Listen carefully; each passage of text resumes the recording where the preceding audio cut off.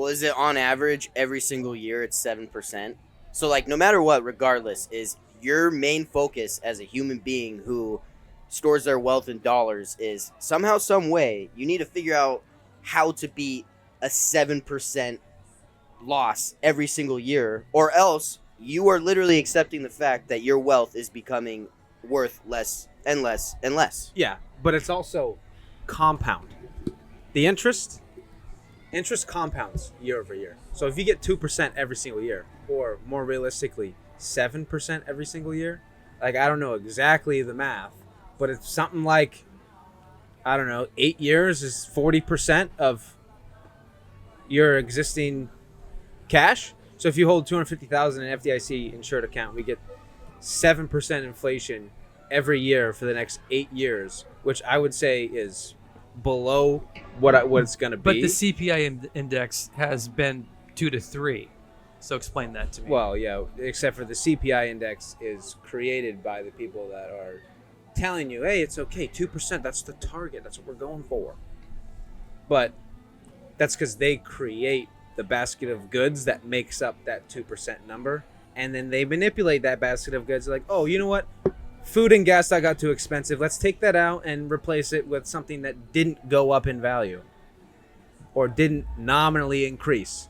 So then they just turn all these dials until they get it close to 2%. Like, hey, it's 2%. We were talking about security. Yeah, so we're still talking about it because Okay.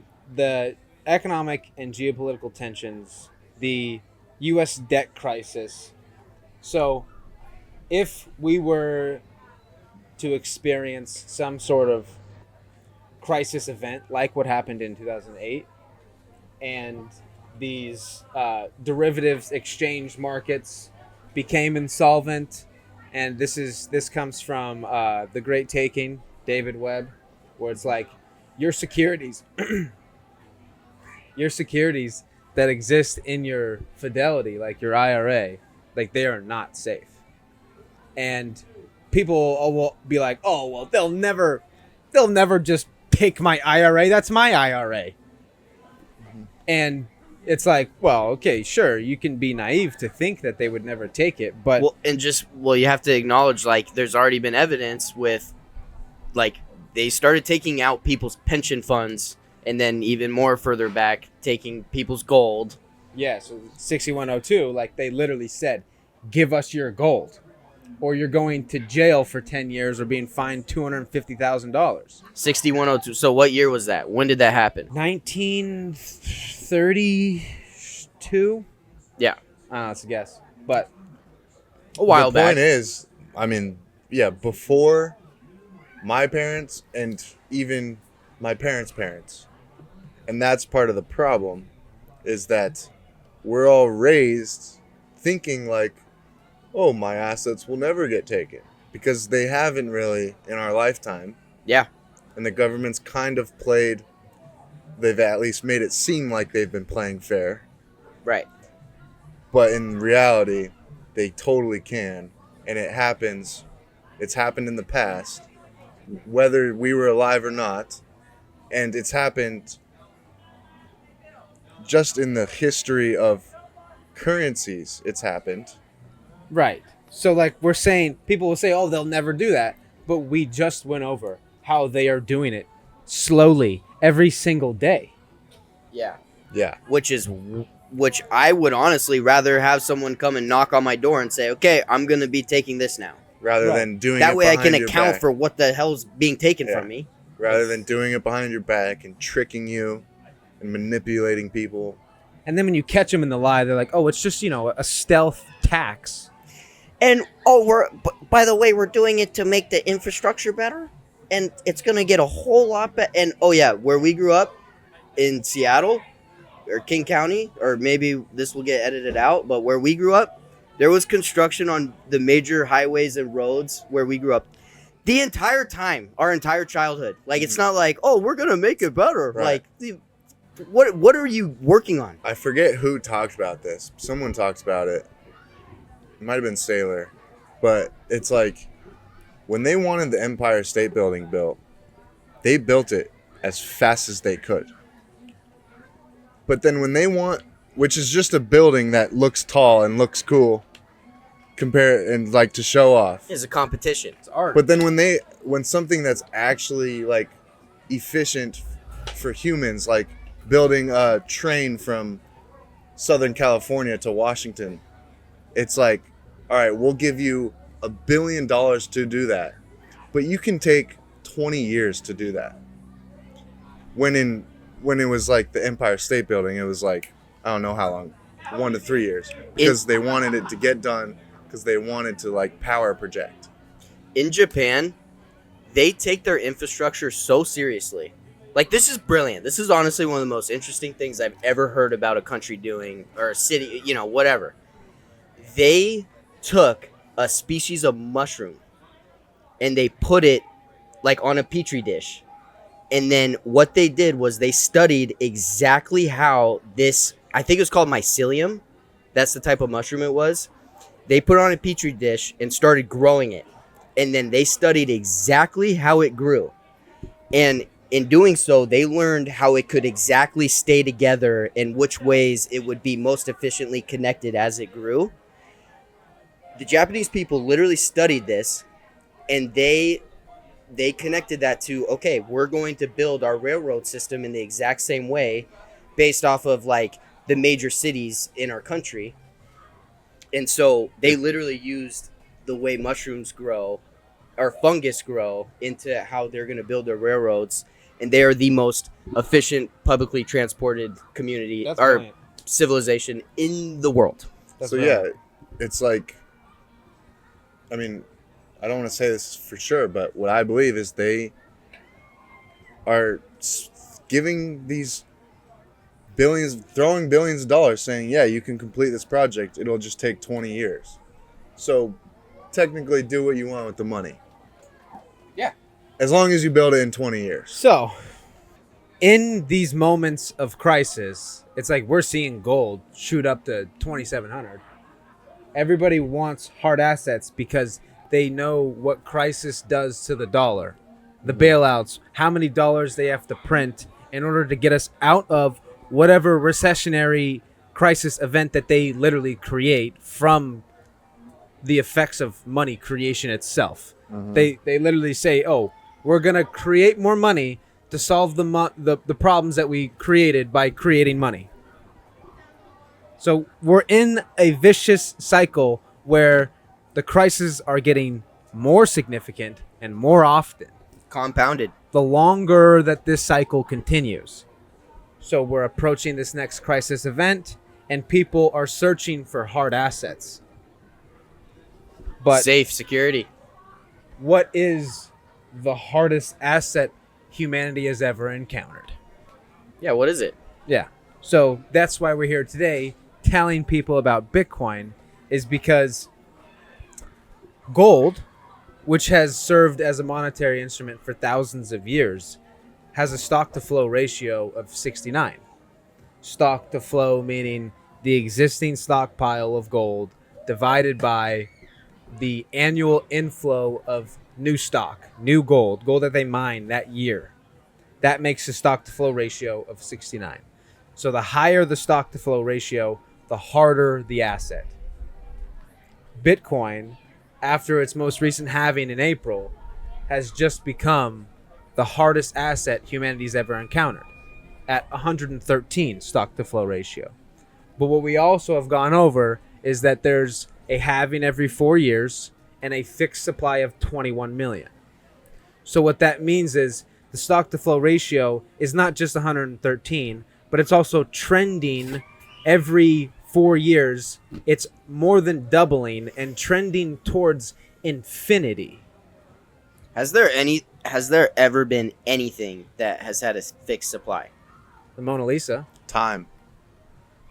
So there's two things in the world that have fixed supply.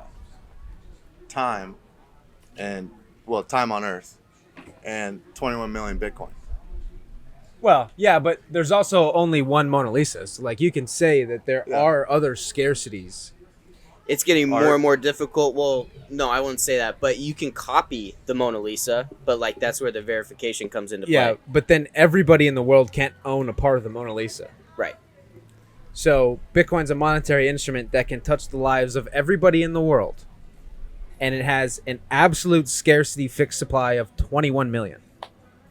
And we're trying to communicate how significant that is to the world and what that actually means for its monetary value use case. And So explain more on the stock to flow. And so, yeah, you went into the fixed supply, but a lot of people would say, well, we have to dig gold out of the ground. That's what makes it that's what makes it so hard. But it's like, in reality, when there's a demand for gold, then there will be more resources allocated towards digging the gold out of the ground. So the supply will always meet the demand. And that's kind of what's been that's what's happened the past thousands of years since we've had gold. And now there's a new hardest asset, right. and it's Bitcoin. Right. So That instead of digging it out of the ground, it's on a schedule of 10 minutes. Talking about mining now. It's on a schedule of 10 minutes, and it's backed by energy, not dirt. right. You just gotta have a computer plugged in. Well, yeah, so if the price of gold goes to 3,000 here in these next few weeks, more people are going to start mining gold, which then increases it decreases the stock to flow ratio because more gold is being mined. So it kind of settles the parabolic moves of gold. Obviously there's a lag between the supply catching up with the demand. But the fact that it can, when the value goes up, you can mine more gold. And gold is technically infinite because all you have to do is dig a little bit deeper and you find more. Yep. But Bitcoin, which also contributes to the volatility of Bitcoin, is like when the demand goes up, you can't go mine more. There's going to be exactly the same amount of Bitcoin being added to circulation on a schedule, no matter how many people want it. And what that means to where the price could go is, like they say, gradually and then suddenly, when everybody figures out what Bitcoin is and realizes that it's the greatest savings technology that humanity's ever created or encountered, it's like everybody wants to save their time and energy in Bitcoin. And when that is triggered, you can't sell fake money for real money anymore. Yep. And it's not like we're saying gold is like the worst thing ever. It's just that there's something out there that's better. Yeah. There's something that follows the exact same thesis that is going to give you a better return. Yeah. Okay. It's more, So it's like Bitcoin has the same properties of gold, but it's even better. So let's talk about that. So then, money tends to gravitate to one because there's no reason to store your value in something that is less effective at storing your value. If it was a flat out choice, put my money here and lose money every year, or put my money here and appreciate every year, it's pretty freaking simple. Well, I mean, just because we're going on the store of value, I'm going to go on my time and energy little spiel. Yeah, go ahead. Because to me, I look at store of value, like we talked about earlier, how there's, like it used to be, there's two things that are certain, death and taxes, which is just ridiculous that was implanted into all of our brains. program. But the truth is that it's death and 21 million Bitcoin. And the reason that's important is because, like I said, time is the only other true scarcity on Earth. So if we have this thing, humans have created this thing called money in which we store our time and energy into. Like when we all go to our jobs, we spend time and energy and whatever skill we have to create money, which is literally us storing our time and energy into money. So as soon as they increase the supply of money, like printing dollars out of thin air, they are literally extracting time and energy from you, and you're losing time and energy on Earth. And to me, that is what got me into Bitcoin. That was the one like logical truth that hit me And I was like, I am not letting anyone take my time and energy. And I think that's a great way of looking at store of value. I think that's just about the only way when you put it like that. Yeah, just take the zoom out approach. Because It's the otherwise most you're basic. yeah, and like otherwise if you're not living like that, you're literally telling yourself and everyone that you're around that I mean you don't really care about what you do ever. Yeah, and the more time we can get back to ourselves when it's not stolen, the more time we have to do great things in this world. And it's part of the reason why this world will become so much more abundant, is because people will have so much more time to do good things. They'll have the time to figure out what they're truly passionate about. Right. Everyone can do their own, they can become their own entrepreneur. Freedom. Spending time, yeah, they have the choice to choose. Like when we were younger, There's we freedom to because of our families and because of our parents, because of everything, we all were given the freedom to kind of pick and choose like what we were most interested in. And for you it was soccer, for you it was football, for me it was baseball. And we're all testaments to like we dedicated a lot of time to each of those things, and we were each very passionate about those things, and we got pretty damn good at it. We were good at those specific things, and that was because we were given the opportunity to have the freedom to dedicate all that time and energy into what we were most passionate about at that time. Yeah. We were blessed. We were blessed. So then that really is what Bitcoin does, is it's freedom technology. That's why it's the most American thing that we have, is because property rights is the basis of all rights, like the Ayn Rand quote. Yep. And without property rights, there is no other implementation of Freedom. So Yeah, if someone can take your property, you are not free. So that's what Bitcoin is the restoration of property rights for 8 billion people, because it touches every single person on Earth, or it can.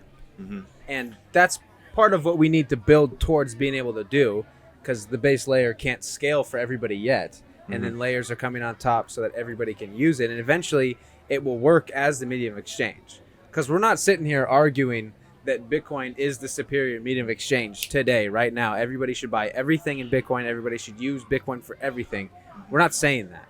We're saying today the most superior store of value is Bitcoin because of what we've just discussed. And you could say you don't have an account. Yeah, I mean, you don't have an account too, but like not really today, because nothing is really priced in Bitcoin. Oh, right. So we still have to reprice the entire world in Bitcoin. So we don't even know what anything is worth in Yeah, Bitcoin we don't know terms. what 1/21 millionth of the world's wealth looks like yet. Exactly. We really don't. And Because- the store of value aspect of Bitcoin, if we're just thinking about what money is and what we think of money in terms of medium of exchange, unit of account, and store of value, the store of value aspect outweighs whatever else can be compared to it, like the dollar, because it's a unit of account. It's a medium of exchange, but it's a horrible store of value. Right.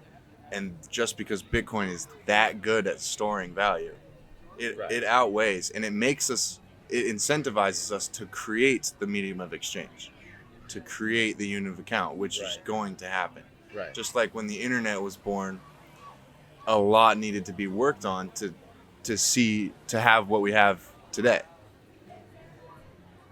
So I have two things I want to say. One is that money is only a reflection of what it can buy. So money is only a reflection of the world's wealth.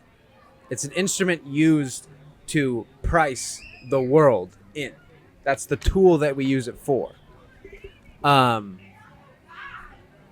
then my second point is that the significance of an absolute scarcity of 21 million Bitcoin at the same time that everything else in the world doesn't have a fixed supply cap. As everything else in the world increases, for example, gold, but literally like tables, chairs.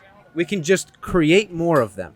As everything in the world increases in supply, when we denominate it in the same exact 21 million Bitcoin, it's like the world's wealth is increasing, meaning one Bitcoin over time is going to purchase more of the world's wealth over time because the world's wealth is growing and the fixed supply, the absolute scarcity, stays the same.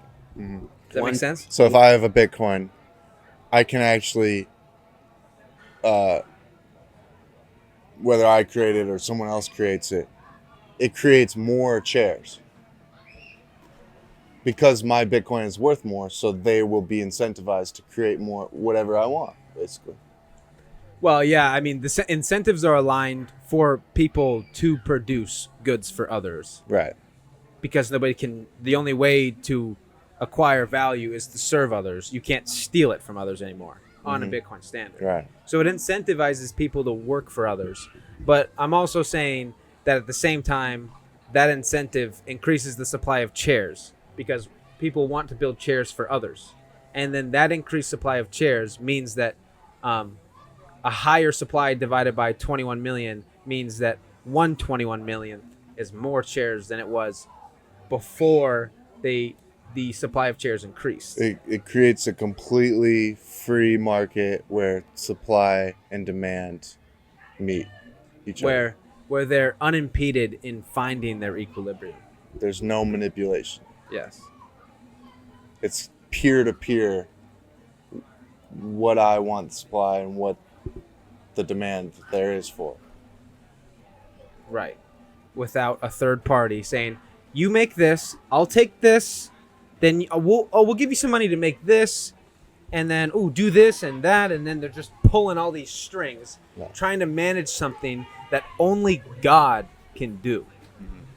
So that's what Bitcoin is relinquishing the control of the economy to God, To the natural laws of the universe. to nature, Yeah. to whatever is most beneficial for every actor and how they choose to contribute. Human action. All right. Well, let's get back on the Yeah. gold. So Comparing Bitcoin to gold. I think, the last point that I had is like, if what we're saying is true, people will be like, oh, well, why doesn't everybody use this then? Because what we're saying is so obviously better. And like, oh, it's too good to be true. Right. Well, and I might be cutting you off here, It's okay. but it's the exact same thing that happened with the internet. Like when the internet was introduced, I was, in my father's ball sack. I don't think I was ready to be in any shape or form to be using the internet. But if I were, I think I would have been doing every single thing in my ability. Like every single thing I could possibly do would be all centered around figuring out how to use that internet for my own good. Like, how is this going to make me better? Whether it's investing, working on it because of the impact it has on the world, just being a part of it. And that's what we realized with Bitcoin. Yeah. Building in the space so that everybody can be onboarded to it, but also so that, like, that's also the most lucrative thing that we could do is help other people use this technology because it not only helps them, but it helps us. That's where the incentives are aligned, where the most profitable thing for us to do is to serve others. And we're positioning ourselves ahead of this wave of the entire world figuring out what Bitcoin is, and we're teaching them what Bitcoin is because it helps them. Yeah, and I think, part of it, a lot of people will be like, well, who are these young 24-year-olds? What do they know about managing money if they're 24 years old? And I would say that we grew up on the internet, which was one of the most impactful things humans have created, and it created this source of information where we got all of the information, good and bad, And yeah, the internet can damage a lot of people, but it also, like, for us, we got blessed in realizing that we can use, or that we got the information to where we got to decide, and we were raised by good people where we got to decide on what is good and bad. And we found Bitcoin to be really good and really true. And yeah. It's our opinion that we just want to share with every single person we possibly can. Mm-hmm. And it will change the lives of every single person that chooses to adopt it and chooses to live on a Bitcoin standard rather than a fiat corruption theft based standard. Mm-hmm.